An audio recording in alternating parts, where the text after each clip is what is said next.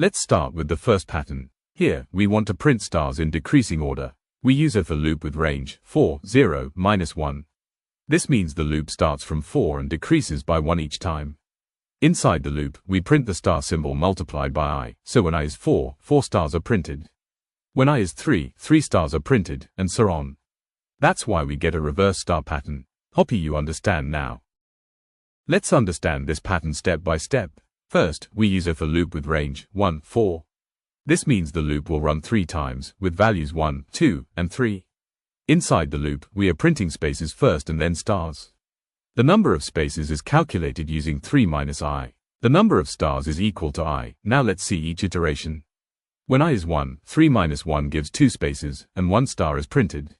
So the first line becomes 2 spaces and 1 star. When I is 2, 3 minus 2 gives 1 space, and 2 stars are printed. So the second line has 1 space and 2 stars. When I is 3, 3 minus 3 gives 0 spaces, and 3 stars are printed. So the third line has only stars. Because spaces decrease and stars increase, we get a right-aligned triangle pattern. Now let's move to the next pattern. In this pattern, the number of stars is decreasing, and the number of spaces is increasing. First, we use a for loop with range 3. This means the loop will run 3 times, with values 0, 1, and 2.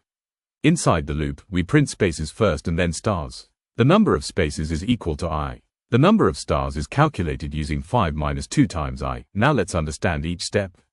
When I is 0, 0 spaces and 5 stars are printed. So the first line becomes 5 stars. When I is 1, 1 space and 3 stars are printed.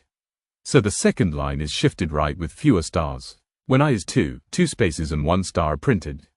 So the last line has only 1 star. Because spaces increase and stars decrease, this creates a centered downward pattern. Last, here, we are using nested for loops. The outer loop runs 3 times, with values 0, 1, and 2. The inner loop depends on the value of I. The inner loop runs I times, which means it prints stars equal to the value of I. Now let's see each iteration. When I is 0, the inner loop runs 0 times, so no stars are printed. That's why the first line is empty. When I is 1, the inner loop runs 1 time, so 1 star is printed. When I is 2, the inner loop runs 2 times, so 2 stars are printed. The end equals keeps the stars on the same line, and the last print moves the cursor to the next line.